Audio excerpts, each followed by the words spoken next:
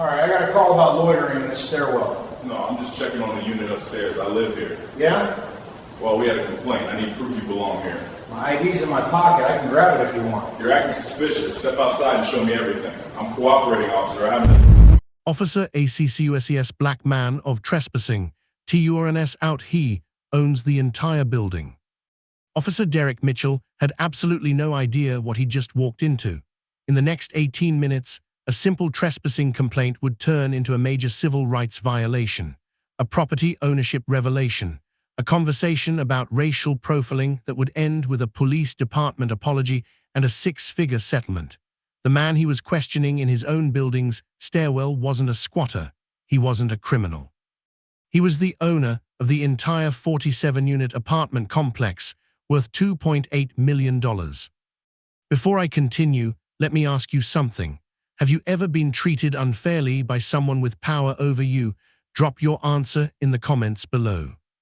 But Officer Mitchell didn't know any of this. He didn't know who Marcus Thompson actually was. Marcus Thompson was 38 years old. He had a bachelor's degree in business from Howard University. He started his career as a commercial real estate agent in 2006. By 2010, he got his broker's license. Then he founded Thompson Properties LLC in 2012. In 17 years, Marcus closed 23 commercial real estate deals worth over $47 million. He was a member of the National Association of Real Estate Brokers. He had commercial property licenses in 3 states. He understood tenant law. He understood fair housing. He understood property rights inside and out. Marcus grew up in Baltimore in a neighborhood where people struggled to own homes. His own parents faced unfair lending practices. He built his whole career to break those cycles, to prove that a black man could own significant property in his own city. This Thursday afternoon, he was doing routine inspections of recently renovated units. He had every right to be in that building at any hour. His name was on the deed. His name was on the taxes. His name was on everything. Marcus Thompson wasn't acting suspicious. He was acting like a man who owned property and wasn't used to being questioned about his own investment. Now here's what happened next, and trust me, the details matter. Officer Derek Mitchell had a reputation in the Northeast Baltimore precinct. Nobody talked about it openly, but they knew. Mitchell was 42 years old. He'd been a police officer for 16 years. He had 0 commendations in his file. He had 3 internal affairs complaints. None of them went anywhere. Between 2018 and 2023, Mitchell was involved in at least 7 documented incidents. Every single one involved a black resident being questioned about their presence in suspicious circumstances. Every single one was eventually dismissed or quietly settled. In 2019, he stopped a black physician near Hopkins Hospital. He questioned her for 22 minutes about car ownership before running her plates. No ticket was issued. In 2021, he responded to a call about a suspicious male in a driveway. Turned out it was the homeowner. The resident filed a complaint. The case closed without discipline. In March 2023, just 3 weeks before this building incident, he responded to another call in the same neighborhood. He questioned a black resident for 19 minutes in a hallway. The resident showed him a condo deed, and the officer left without an apology. His colleagues called him the guy who just had a feeling about people. His supervisors knew something was wrong, but without complaints that officially stuck, he stayed on the street. On this afternoon, Officer Mitchell was about to meet someone who wouldn't fade into silence, someone who would document everything. Let me know what you think about that pattern in the comments. It was Thursday, June 14, 2023. The time was 3:47 p.m. The location was the Thornton Place Apartments in the Waverly neighborhood of Baltimore, a 47-unit mid-rise building that Marcus had recently renovated. The whole building had cost $1.2 million to improve. Everything was fresh: new paint, new carpet, new fixtures. It was a warm summer afternoon, the kind of day where Baltimore gets humid and sticky. The hallways were quiet. Most residents were at work or school. The stairwell had brand new lighting and railings. The elevator was down for maintenance, so people had to use the stairs. Marcus was alone on the third floor. He was looking at the paint quality in newly renovated Unit 3C2. Maintenance workers were on the ground level. One resident named Mrs. Chen was arriving home from grocery shopping. That was the scene when Officer Mitchell walked in. An anonymous call came in at 3:42 p.m. Someone said a suspicious male in dark clothing was loitering in the stairwell, possibly casing apartments. Mitchell arrived 5 minutes later. He entered the building without checking in with anyone. He just walked up the stairs and found Marcus on the third floor landing. Mitchell approached without introducing himself. He didn't say he was a police officer, he just said, "Hey, I got a call about you." Marcus thought he was a tenant or maintenance person. He stayed calm and explained he was checking on renovations. Mitchell took this as evasiveness. If you think stories like this matter, hit subscribe right now. We're going to keep exposing patterns like this one. Mitchell's voice got hard. "ID now." "For what?" Marcus asked. "Are you the building manager?" "I'm a police officer. That's all you need to know. Do you live here?" "I own here. I own the building." Mitchell's face didn't change. "Huh, that's convenient. You own it. Then where's your documentation?" "I have my driver's license. I can show you the deed from my office downstairs."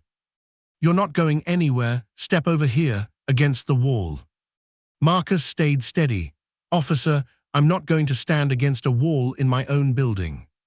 "You're creating a problem. You're being uncooperative. I suggest you cooperate." "I am cooperating. I'm telling you I own this building. Ask the building manager. She's right downstairs." Mitchell's jaw tightened. "The manager? You're the manager now too." "I'm the owner. The manager is on the first floor." "You're lying, I can tell. You're acting real suspicious. Hands where I can see them." Marcus raised his hands. His voice stayed calm. "Officer, I'm not a threat. I just own property here." Mitchell took a step closer. "Own property? You? What would a man like you?" He stopped himself. Then he pivoted. "You're trespassing. I'm calling for backup. We're going to sort this out down at the station." "I'm not going to the station. I haven't committed any crime. And I'm not consenting to a search of my building." Mrs. Chen came up the stairs with groceries. She saw Marcus against the wall. "That's Marcus, the owner. Why is he against the wall?" A maintenance worker radioed downstairs. "There's a cop upstairs with Marcus. Says he's trespassing." Another resident peeked out of their apartment. "That's the owner. He gave me a rent reduction during the renovation." Mitchell's hand moved closer to his belt. His voice got louder. He was controlling the space, standing between Marcus and the stairs. But what Officer Mitchell didn't know was that Marcus Thompson had documentation for everything. And more importantly, someone was watching. Someone who worked there. 3 minutes after the first radio call, Angela Foster arrived on the third floor. She was the building manager with 12 years of experience. She was carrying a master file. It had Marcus's deed, his ownership papers, his property management agreements. She walked straight to Officer Mitchell. "Officer, this is Marcus Thompson. He's the owner. I can show you all the documentation you need." This was the moment everything changed. Marcus spoke calmly. "Officer, I've retained legal counsel. Before we continue this conversation, I want to be clear about my rights." Mitchell's response was immediate. "You don't need a lawyer, just answer my questions." "I'm exercising my right to remain silent on all questions except basic identification. Here's my ID." Mitchell realized in that second that this wasn't a scared tenant. This wasn't a confused resident. This was someone who knew exactly what his rights were, and he wasn't going to back down. Angela Foster spoke up immediately. "I manage this property for Mr. Thompson. He's absolutely authorized to be here. He visits multiple times a week to oversee renovations and maintenance. There's no complaint from any resident. I've never heard of any loitering issue." Mrs. Chen stepped forward. "I know him. He came to my apartment when my sink was leaking. He apologized personally. He's the owner. I've never seen him do anything wrong. James Rodriguez worked maintenance there. He heard the commotion. Mr. Thompson owns the building. I report directly to him. He's here about 3 times a week. This is his property, literally. Security cameras were running. The hallway had 3 different cameras. Every second of this interaction was being recorded. Timestamp 3:47 p.m. to 4:12 p.m. Angela opened her documentation folder. The deed, property taxes, insurance, mortgage statements, everything in Marcus Thompson's name. She called her supervisor at the corporate management company. The supervisor called Marcus's attorney. The attorney arrived 12 minutes later with even more documentation. Mitchell started to backpedal. His script changed. I was just responding to a call. I have to follow protocol. Marcus didn't respond. He just let the attorney do the talking. Mitchell tried again. Are you refusing to cooperate? I'm not refusing. I'm just not speaking. There's a difference. By this point, Officer Mitchell understood that he'd made a catastrophic mistake, and he knew that because of the cameras, because of the witnesses, because of the documentation, there was no way to undo it. His whole interaction was going to be scrutinized. Every word, every gesture, every decisio. And comment below if you think Mitchell should have apologized right then and there. Officer Mitchell's supervisor, Lieutenant Patricia Young, arrived 15 minutes after Angela called it in. She walked straight to the 3rd floor landing. Mitchell's supervisor had to assess the situation immediately. She saw the witnesses. She saw the documentation. She saw the cameras. Detective James Crawford arrived next. He was from Internal Affairs. This was now an official investigation. Building attorney Jennifer Wu was there with more documentation. She didn't leave Marcus's side. Lieutenant Young reviewed the security footage right there on site. She spent 12 minutes watching the video, watching every moment of Mitchell's interaction with Marcus. What she saw was clear. Marcus standing calmly, looking at wall paint, no sudden movements, no attempt to run or hide. Multiple witnesses saying Marcus was cooperative before being told to stand against the wall. Detective Crawford interviewed everyone, the building manager, 2 residents, the maintenance supervisor, every single story lined up. They all said Marcus was perfectly calm and cooperative before Mitchell showed up. Crawford checked Mitchell's call log. The anonymous complaint was vague. No specific details. No resident complaint file existed. In the past 6 months, only this one call had come in about that building. Then Mitchell's story fell apart piece by piece. Claim 1, a resident reported loitering. Reality, an anonymous call. No specific complaint details. No resident could be identified. Claim 2, suspicious behavior and evasiveness. Reality, footage showed Marcus standing calmly, looking at paint, with no sudden movements or attempts to hide. Claim 3, the resident had difficulty producing ID. Reality, Marcus produced his ID immediately when asked. The problem was Mitchell didn't believe the ID matched the type of person he expected to see as an owner. Lieutenant Young made her decision. Mitchell was placed on immediate suspension, 48 hours pending investigation. Marcus Thompson was formally cleared. No trespassing, no loitering, nothing. An incident report was filed. It noted potential biased policing. Marcus was offered a formal apology from Baltimore police. He accepted it after consulting with his attorney. Mitchell went silent after that. His attorney told him to stop talking. When investigators asked about his reasoning, Mitchell said he was just doing his job. When they asked why he was suspicious, he had no good answer. Building residents gathered to show support for Marcus. Angela Foster made a statement defending his integrity. News crews started arriving at 5:30 p.m. Someone had called the media. But the real consequences were just beginning, because Officer Mitchell didn't know one critical thing. Everything had been recorded, and within hours, the video would go viral. If stories like this matter to you, subscribe right now. At 4:45 p.m., a resident posted a 22-second video clip on TikTok. Within 30 minutes, it had 3,400 views.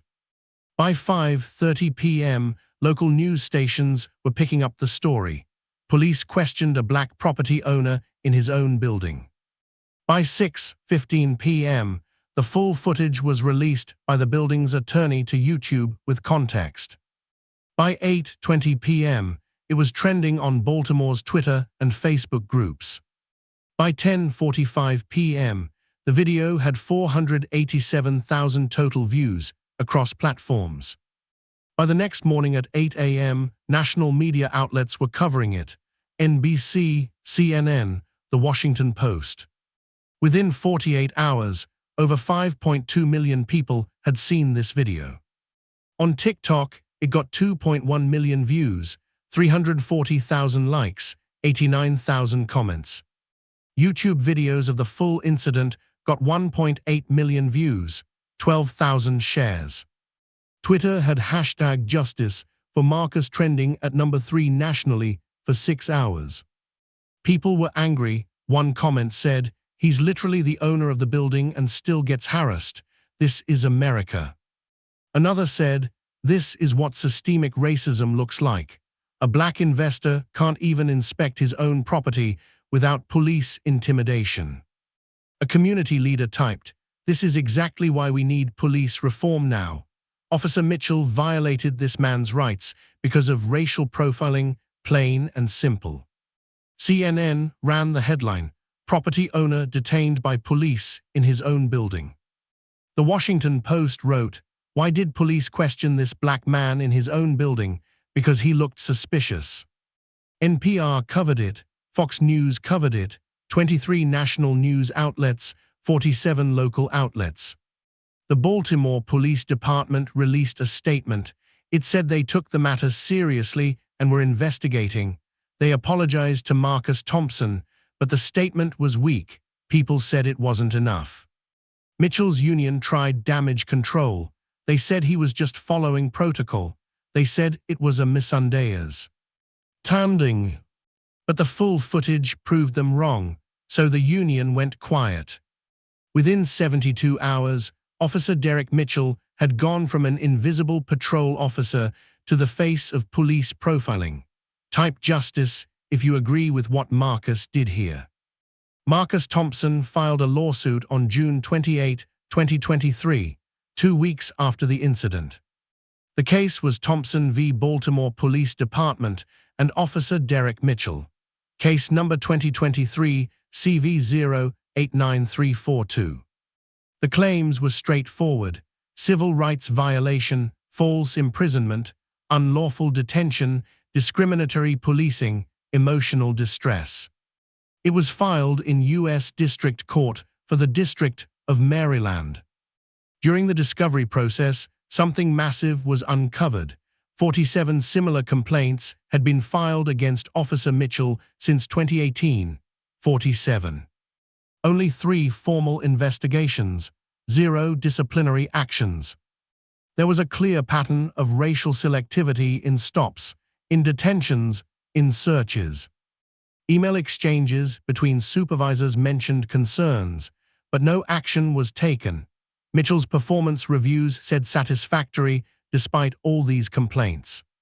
The settlement was reached on January 15, 2024, 7 months after the incident. Marcus received $485,000 for civil rights violation damages. His attorney got paid $124,000 in fees and costs. The total payout was $609,000. Officer Mitchell resigned from Baltimore Police on January 8, 2024, right before the settlement was finalized. This allowed him to keep his pension. Most people don't know that. An officer can resign and keep their retirement benefits even after doing something like this. After Mitchell resigned, he applied for new law enforcement jobs. 3 county police departments rejected him. They cited this incident during background checks. He tried to get into security work. a major security firm rejected his application because of his background. 4 Baltimore supervisors were reassigned for failing to address Mitchell's pattern of complaints. Baltimore Police Department mandated bias training for all officers. They started reviewing those 47 prior complaints. Better late than never, right? But here's the thing that bothers people. Mitchell resigned. He kept his pension. He didn't lose everything. For someone like Marcus, the incident cost him peace of mind. It cost him stress. It cost him worry every time he entered his own building. Marcus issued a statement. He said, "This settlement doesn't erase what happened, but it sends a message that profiling has consequences. I hope other black property owners and business owners see that we don't have to accept this treatment." He donated $50,000 of the settlement to a Baltimore community legal organization.